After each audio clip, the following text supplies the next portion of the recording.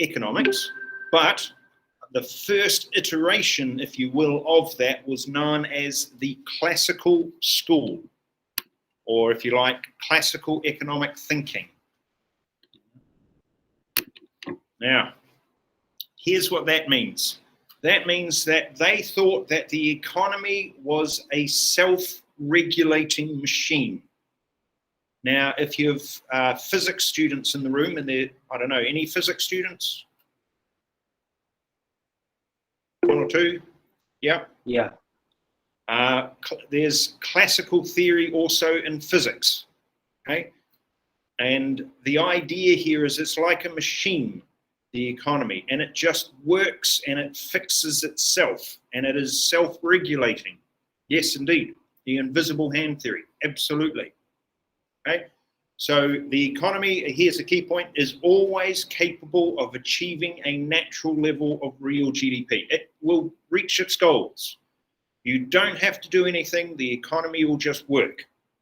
So when you add that idea to the whole laissez-faire sort of idea, you're leaving the economy to do what it does, right? Adam Smith was suggesting that the more we interfere, the worse we make the outcome, so that we should just not interfere at all, leaving the market alone, and if there are any problems with it, the market will fix them, right? That's what we are seeing. Right, so quite fundamental. The economy will always reach that level. It will always be fully employed. It will get there. Now, yeah, you look back on sort of classical thinking and you think to yourself, well, were they crazy, right? Why did they think such a thing? How on earth could they have thought this?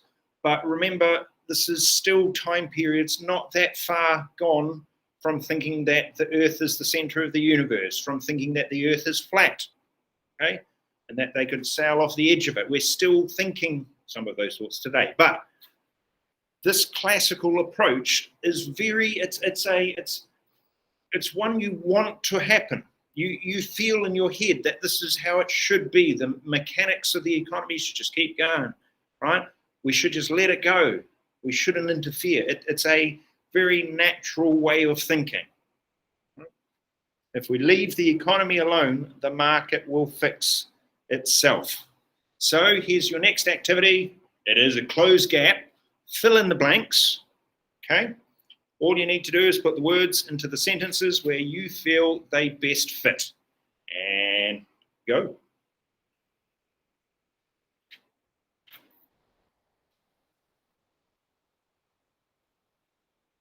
Give you a couple of minutes to do that.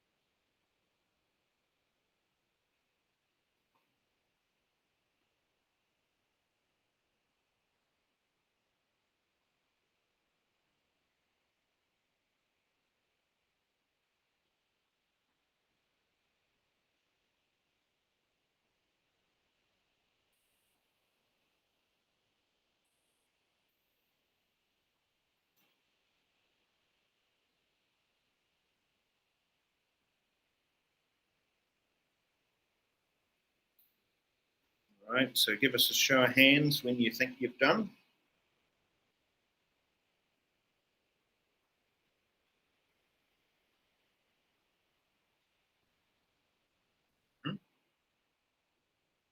Couple more seconds.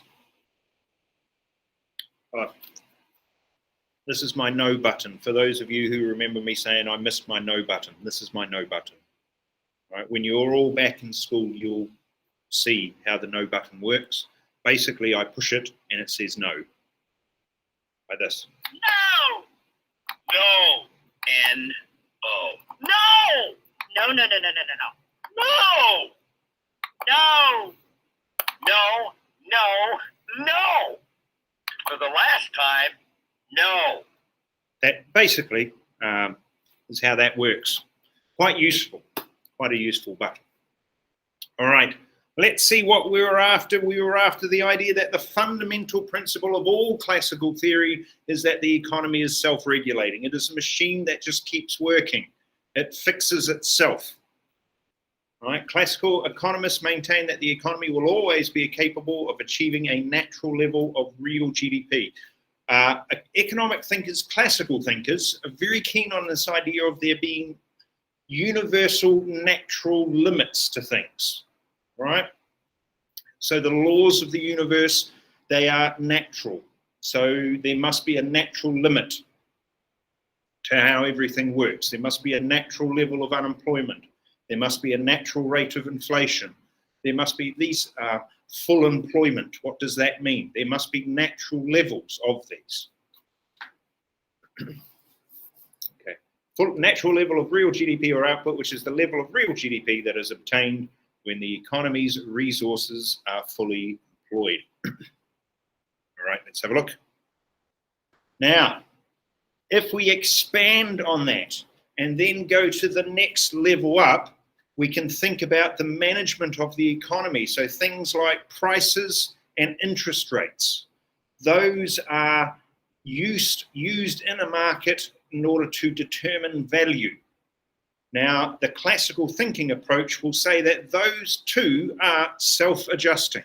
They don't need any intervention. They will just find their way through the invisible hand, absolutely, right? They will find their way to the best outcome. And we're going to discover that. We're going to look at how that is supposed to work. This should then ensure that real GDP is always at its natural level. Right? And that idea of there being universal constants, universal limits, natural levels for things, right? Very popular. Right? And still today, you will hear people talk about it. Okay? But it is a very classical approach. People nowadays who, you know, the sort of more avant-garde sorts of thinking, the chaos theories, the quantum mechanics, the behavioral economics, more challenging those predetermined classical approaches. Right? Interest rates, other prices, they self-adjust. Okay? The market again will fix itself. And therefore, why should we try and fix it? Because it will just fix itself. Should we worry about unemployment? No, the economy will fix itself. Should we worry about inflation? No, the economy will fix itself. Any of those macroeconomic problems, it will just wash away in the natural workings of the economy. So, along came this gentleman. He wasn't one of the economists that we talked about, and his name is Say, which I find quite funny because it's quite fun to say. No, hold on. No. All right, that's how that works. So Say wrote a law. Now, again, it's that idea that when you're famous in economics and in other sciences, I guess, you get laws and models and principles named after you. So this is the law that Say came up with. Right? So hence Say's law. It is a separate bullet point in your syllabus, a specific theory mentioned out of all of the other theories that are perhaps a little bit more general. Hence, specifically referred to, specifically taught. Say's law suggests that when an economy produces a certain level of real GDP, it also generates the income needed to buy that GDP. So our production equals our demand, and that it always will be that way. Again, very classical thinking. There aren't surpluses, there aren't shortages. We're just going to produce what we need. Right? Oh, we need more money to buy this. Well, we'll just manufacture that money. It will just arrive. Okay? The economy is always capable of demanding all output that its workers and firms choose to produce. Now, the bigger picture of this model was this idea of a circular flow. Okay, that's where that links in. And we're going to come back to that. Okay, that will be a surprise to you. Right? A circular flow. The economy will always fix itself. It's a machine. It goes in a circle. Whatever it produces, it consumes. And it enables, by working that way, it is able to produce the income that it needs in order to buy the goods and services that it produces. And you don't need to interfere with it, because it will just do that again naturally. Good old say. So your task is another close exercise. Fill in the gaps. Put the words into the sentences as you best see that they fit.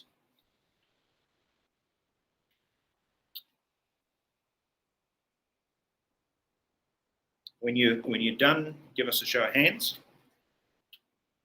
When I present like this, I can't actually see what you do. So hence the show of hands.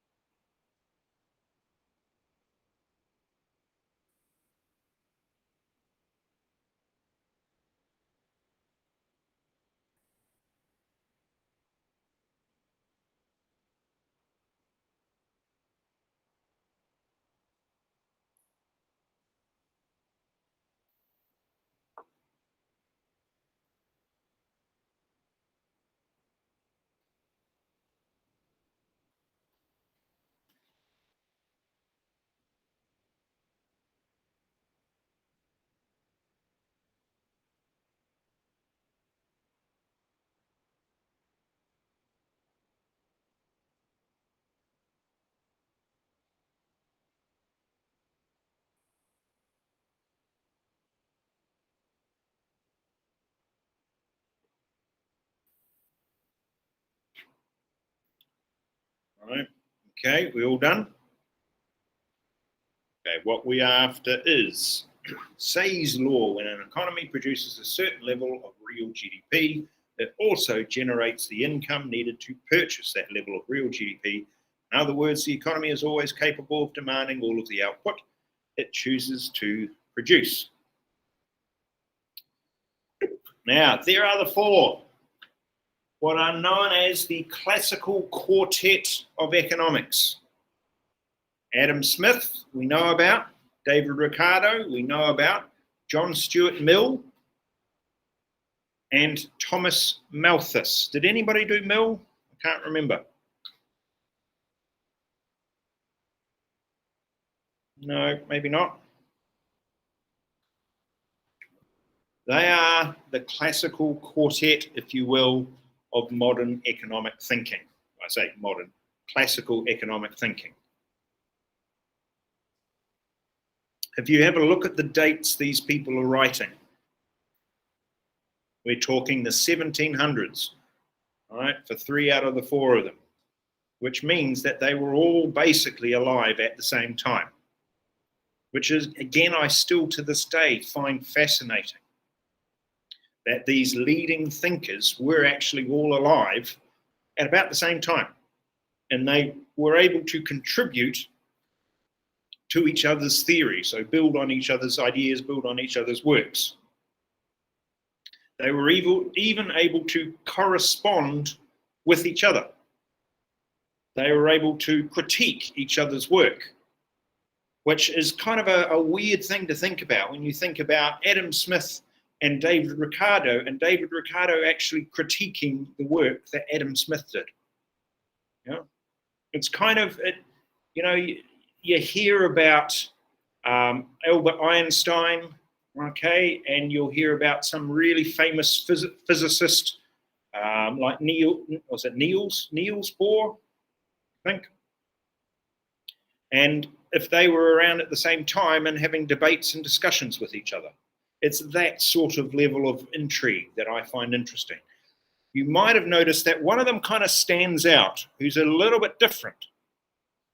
And that is Thomas Malthus, otherwise known as the Reverend Thomas Malthus, because he was not only an economist, he was also a reverend, a pastor, a church leader, right, delivering sermons, etc.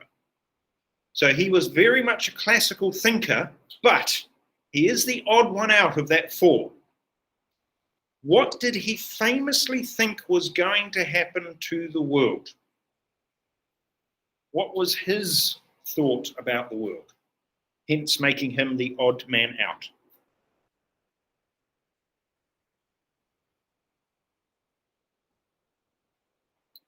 Feel free to ask Dr. Google. What did the Reverend Thomas Malthus think was going to happen to the world? Oh, got some answers already. Good, yes. Absolutely, doing well. Let's wait for a few others.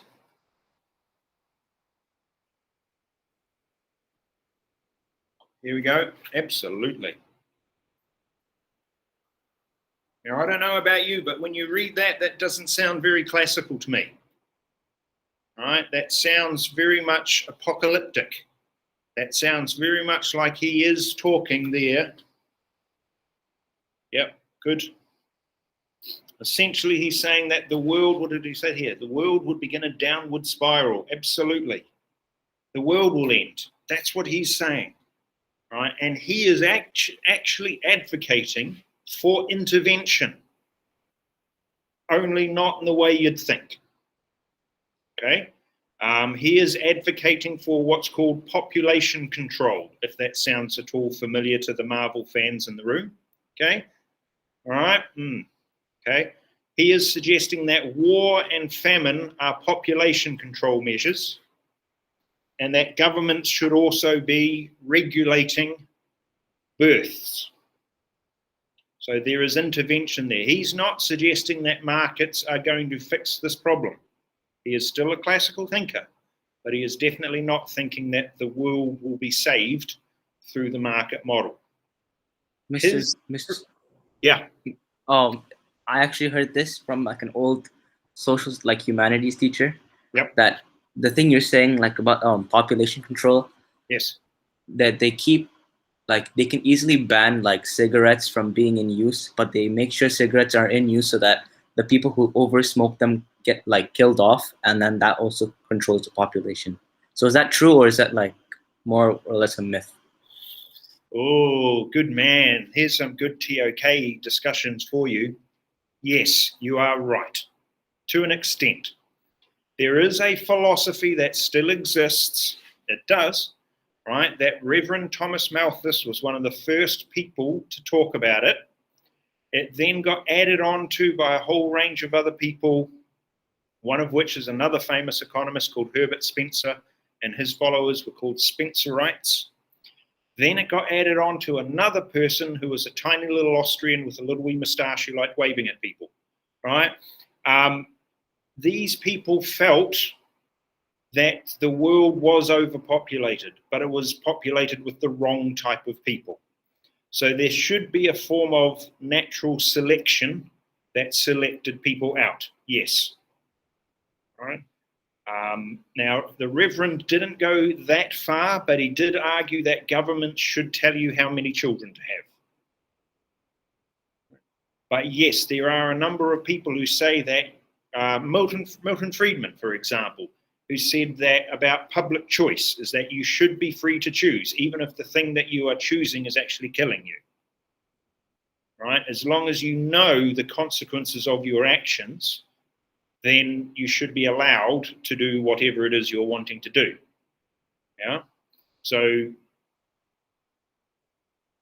right? So the idea is, yes, so there could be people who believe that society's numbers, the population could be controlled by just allowing cigarettes and other substances, right, to prevail within society. And you can make those sorts of arguments. It's called social Darwinism, right? There are still practices that kind of reek of social Darwinism. If you have a look at some of the laws recently enacted in America, some of their criminal laws in particular, where they target one group of people over another with regards to sending to jail, then you can make some sort of an argument about that. Yes. Yes. All right. So there is a lot there that could be unpacked with that. So he is very definitely the odd man out. The other two think that, the other three will think that the market will solve all of these problems. He's saying yes, but this is a problem the market won't fix. And his negative thinking was so popular, I say so popular, so widely read, that he kind of painted all of economics with the same brush, to the extent where economics has been known as the dismal science. Right? A guy called Thomas Carlyle coined that particular idea, that economics is a dismal science because we're talking about the end of the world and scarce resources, etc. Right, now, as we saw in our investigating of famous economists, there came a point in time where classical understanding didn't fit anymore, so we had a marginal revolution, right, where the idea that we had this subjective value principle coming in, where people were thinking about how their desire for a good would match the price of the good and therefore their demand for it. So you would act on your needs, your wants. You wouldn't necessarily be inclined to worry about other people's needs and wants, but you're going to act on your particular needs first. So therefore, we need to ration resources to satisfy as many needs as possible. So that kind of links again with the thinking from the Reverend, but it is that idea that it's not as classically applicable because we're now having to intervene, we're having to ration, right? You, the individual economic actor, then need to make known how much you value of each particular good. And the question of value is going to come back and bite us again, because as we learnt already today, excellently by Tanish, that's one of the key principles that Karl Marx was very keen on discussing. It is a big argument to have. How do we value things? Right? Your personal, your subjective value versus the objective value of it, right? Where this is how much it costs to make. But how much do you value that? How much are you prepared to pay for that item? Are you prepared to pay more? Yes is the answer to the question.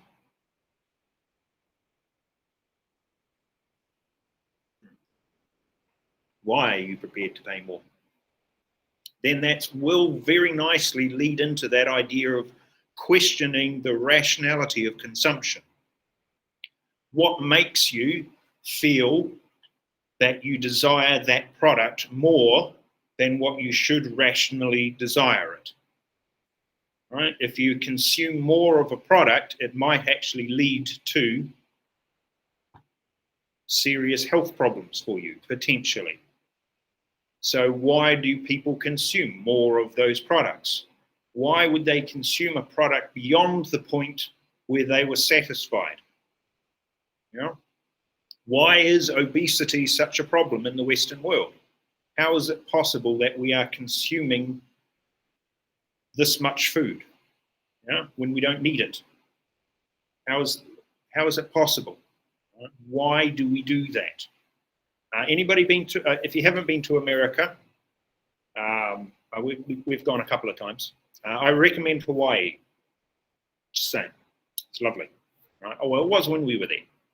That was a number of years ago now. Okay, but very nice. Beaches, palm trees, Starbucks every 500 meters. Yeah, and I love the cable cars. because that was quite fascinating. They went whipping through the city and the people on them, and we went on one, and the guy spoke fluent Japanese. And that was something else that amazed me about Hawaii, is the number of people who live there who are of Japanese descent. Because you'd kind of think if there was one place on earth, if you were of Japanese descent, that you wouldn't want to live, it'd be Hawaii. But no, lots of people, you know, to the extent where this native-born Hawaiian man who was running the cable car, driving the cable car, was speaking fluent Japanese, flying along this cable car. It was hilarious. It was really funny. Right, now, if you've been to America, you'll recognize the portion sizes, okay? They're very big. They give a lot of food. Okay? We went there and we would only have starters in the restaurants because that's all we needed. And the waiters, etc., would look at us like we were crazy. Right? Why on earth would you just want that? Right? We went to Disneyland. I don't know if you've ever been to Disneyland. Universal Studios, Disneyland. And some of the Americans who walk around there, my word, there's some big people. Okay?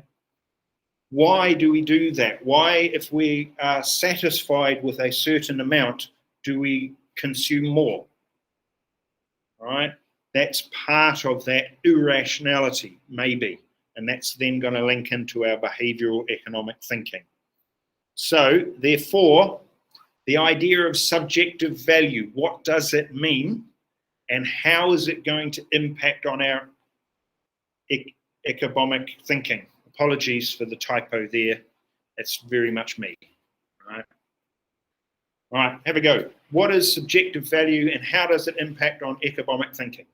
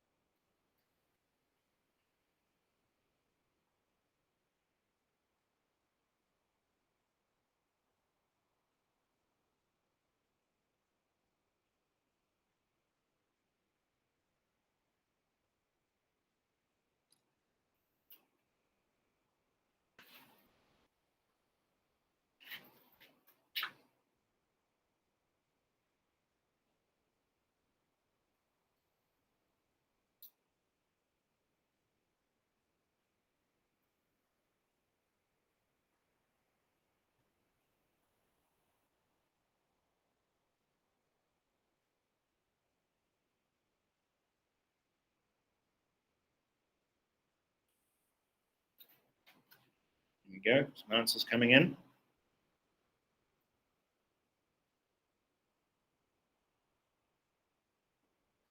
Good, very good, Mandage.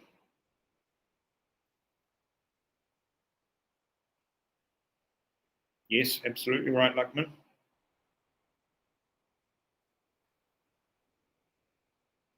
Yes, that's right, Sarfan. So how does that impact on economic thinking?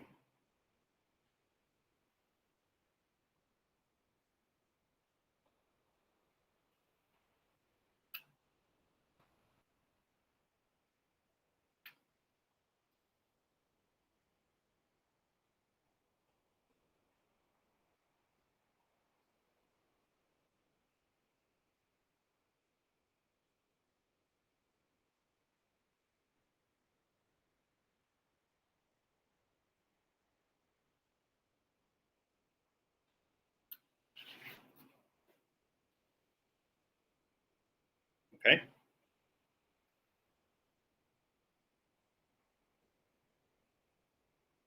Yes, good work.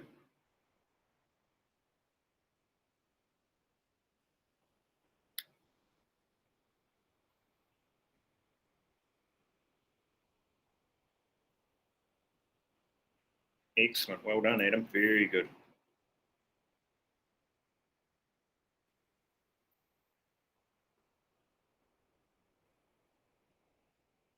Yep, good.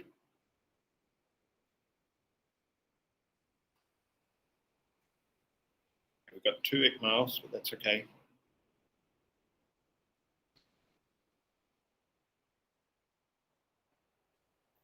couple more seconds to those who haven't entered yet.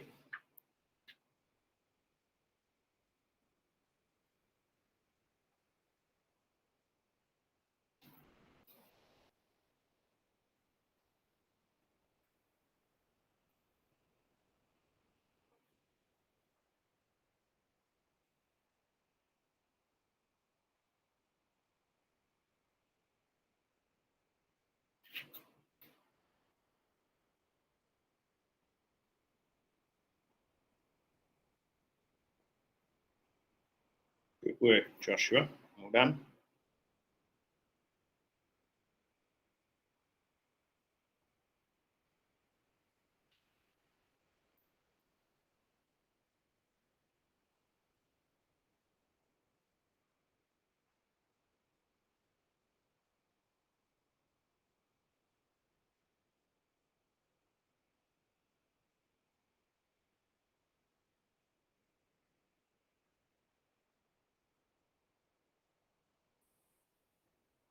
All right. So this idea here, I just assumed it would be because reviews. Okay.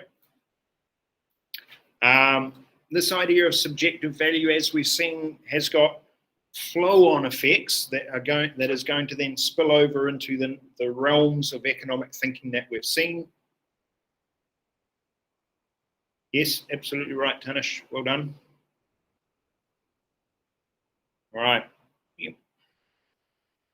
Now, to wrap it around back all the way to where we were at the beginning, our good friend Evil Santa Claus, all right, Karl Marx, okay, his ideas, as very aptly put, is that our classical approach to economics ignores human alienation and exploitation. Now, remember when he's writing, okay?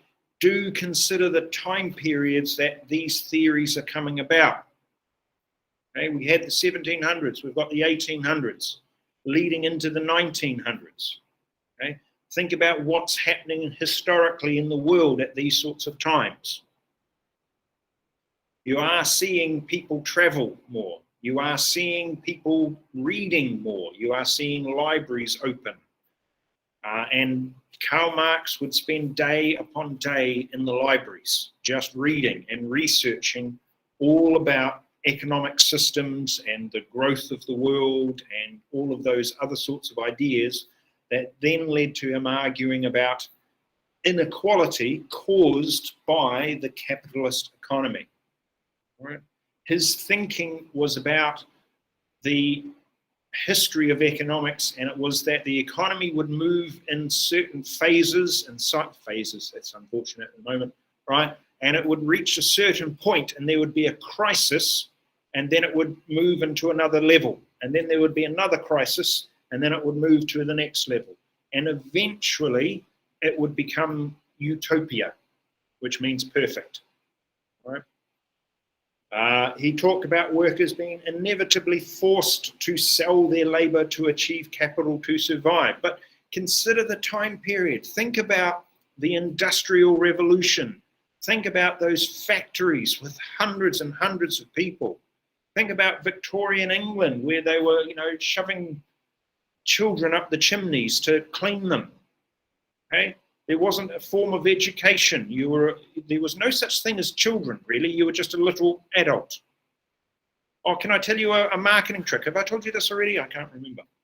There's strictly, sociologically, there is such a thing called a teenager, but it was actually originally invented by marketers to sell you products. Yeah? So sociologists, psychologists, all of those sorts of people, yes, they now agree in the age of teenagerness, okay? And they have, broken that up into all sorts of things. But quite literally, it is between ages. You're a teenager, yeah? That's where the phrase came from. So ordinarily, you were a baby, a child, then an adult, yeah? And you turned an adult when you were 21. Okay, that was when you magically became an adult, right? Which is why people have 21st birthdays, and it's also why there are all those laws in society based on the number 21. Whether it's, yeah, I don't know, but it's another thought process that just jumped in there. But in any case, I will scroll that one back. So the idea here is that that's people being forced to sell their labor. So the slave trade, that kind of fits within that, right? The child exploitation in the workplace, the workers being exploited, that fits within there, those ginormous factories with people working in them. It does fit with what he was actually thinking, right? And when you see the people, right, if you haven't seen the documentary The Men Who Built America, which goes into the history about Henry Ford, who else does it talk about? Goodness me, I've forgotten now. Ford and Bennett. Goes into a lot of the famous people who quite literally built America. I'm struggling to remember all their names now. It's scary. But the stories behind them, and when you see the history and you see the age that they were living in, you kind of understand why. Yeah, I mean, think about Bill Gates. Yeah, he looks absolutely harmless, but when he was in charge of Microsoft, he was a ruthless businessman. Right? Jeff Bezos looks like a lovely guy who you'd have down to your house to have a coffee with. Yeah, but he's a ruthless businessman, and some of his business practices, you might make an argument, are more about exploitation. Right? And there have been, scandals with regards to how those practices have played out in the Amazon warehouses with the workers, etc. Consider some of the sweatshops and the like in China and India and Bangladesh and Sri Lanka and various other places. How are the workers treated in those factories? Is that different from this? Is that what we're talking about? Capitalists have every intention of exploiting the laborers for maximum effectiveness or maximum returns, perhaps. Is that still the case? Are we more enlightened now or less so? It led to some pretty impressive thoughts. Okay? It led to revolutions around the world. We were very, very worried about what Karl Marx's, or Evil Santa Claus, what were his main thoughts, right? Last thing we'll do today.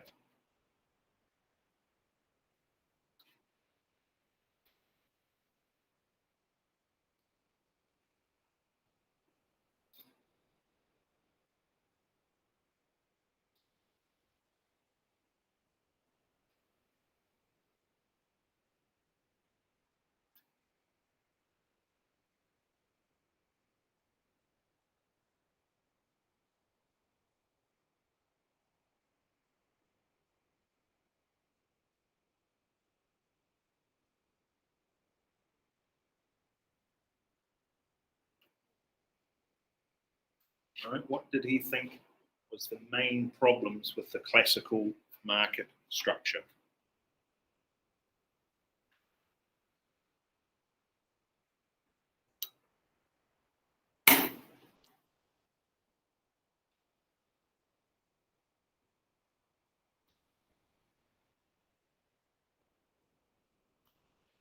Yeah.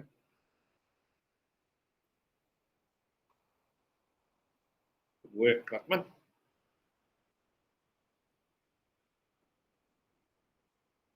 Good work. Yes. Well done.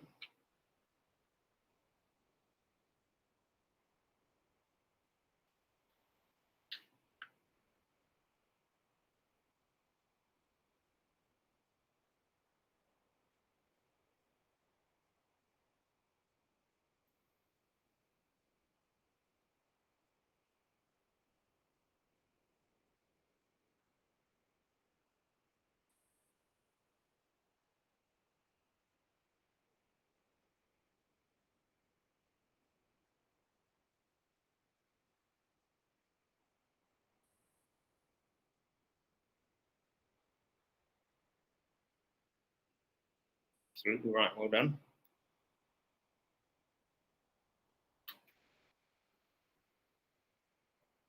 So you can see also the links there, perhaps with that sort of dismal science of economic sort of approach. Right? You can see the links with the revolutionary thought process that's going on. Okay, you can see the links then with the political practices, where they are then taking these ideas and saying we need to put into place rules and regulations that prevent this from happening, which then is intervention. So you're throwing out the classical arguments about the economy and you're instead building an economic system that is based then on more planning, more commands, rules, regulations, etc.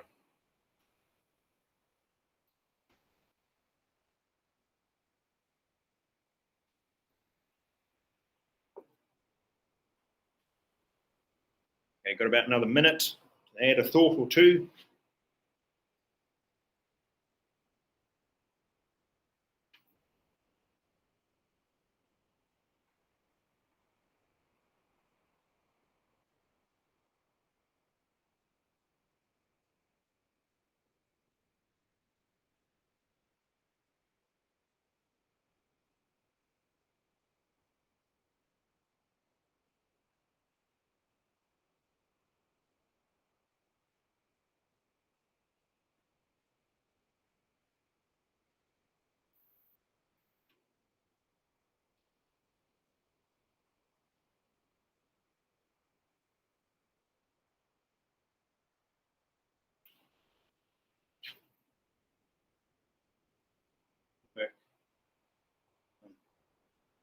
Here we go.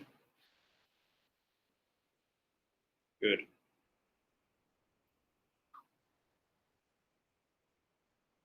Yeah, Marx was thinking that profits were actually being stolen from the workers. It's part of that exploitation idea, that any profits were stealing of value, and that should be returned to the people who produce the product rather than kept by the entrepreneur.